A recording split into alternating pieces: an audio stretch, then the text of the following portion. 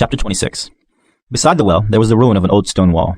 When I came back from my work the next evening, I saw from some distance away my little prince sitting on top of this wall, with his feet dangling, and I heard him say, "Then you don't remember. This is not the exact spot." Another voice must have answered him, for he replied to it, "Yes, it is the right day, but this is not the place." I continued my walk toward the wall. At no time did I see or hear anyone. The little prince, however, replied once again, "Exactly. You will see where my track begins in the sand. You have nothing to do but wait for me there. I shall be there tonight." I was only 20 meters from the wall, and I still saw nothing. After a silence, the little prince spoke again. "You have good poison? You are sure that it will not make me suffer too long?" I stopped in my tracks, my heart torn asunder, but still I did not understand. "Now go away," said the little prince. "I want to get down from the wall." I dropped my eyes then to the foot of the wall, and I leapt into the air. There before me, facing the little prince, was one of those yellow snakes that take just 30 seconds to bring your life to an end. Even as I was digging into my pocket to get out my revolver, I made a running step back, but at the noise I made, the snake let himself flow easily across the sand like the dying spray of a fountain, and in no apparent hurry disappeared with a light metallic sound among the stones. I reached the wall just in time to catch my little man in my arms. His face was white as snow. "What does this mean?" I demanded. "Why are you talking with snakes?" I had loosened the golden muffler that he always wore. I had moistened his temples and had given him some water to drink, and now I did not dare ask him any more questions. He looked at me very gravely and put his arms around my neck. I felt his heart beating like the heart of a dying bird shot with someone's rifle. "I am glad that you have found what was the matter with your engine," he said. "Now you can go back home." "How do you know about that?" I was just coming to tell him that my work had been successful, beyond anything that I had dared to hope. He made no answer to my question, but he added, "I too am going back home today." Then, sadly, "It is much further, it is much more difficult." I realized clearly that something extraordinary was happening. I was holding him close in my arms as if he were a little child, and yet it seemed to me that he was rushing headlong toward an abyss from which I could do nothing to restrain him. His look was very serious, like someone lost far away. "I have your sheep, and I have the sheep's box, and I have the muzzle." And he gave me a sad smile. I waited a long time. I could see that he was reviving, little by little. "Dear little man," I said to him, "you are afraid." He was afraid. There was no doubt about that. But he laughed lightly. "I shall be much more afraid this evening." Once again, I found myself frozen by the sense of something irreparable, and I knew that I could not bear the thought of never hearing that laughter any more. For me, it was like a spring of fresh water in the desert. "Little man," I said, "I want to hear you laugh again." But he said to me, "Tonight, it will be a year. My star, then, can be found right above the place where I came to Earth a year ago." "Little man," I said, "tell me that it is only a bad dream. This affair of the snake and the meeting place and the star." But he did not answer my plea. He said to me instead, "The thing that is important is a thing that is not seen." "Yes, I know. It is just as it is with the flower. If you love a flower that lives on a star, it is sweet to look at the sky at night.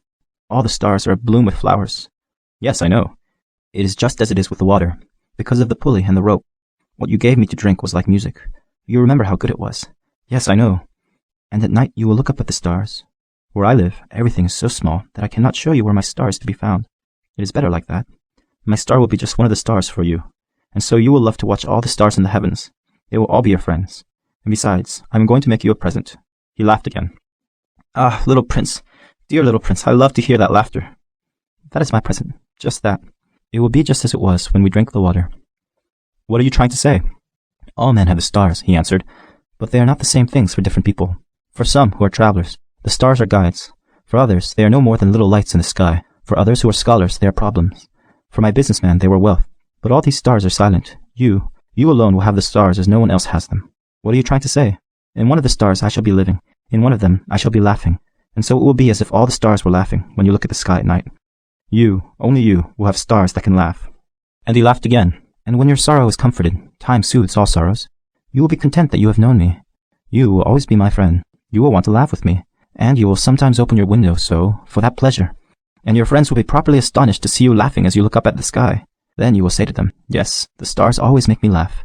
And they will think you are crazy. It will be a very shabby trick that I shall have played on you." And he laughed again. "It will be as if, in place of the stars, I had given you a great number of little bells that knew how to laugh." And he laughed again. Then he quickly became serious. "Tonight, do not come." "I shall not leave you," I said. "I shall look as if I were suffering. I shall look a little as if I were dying.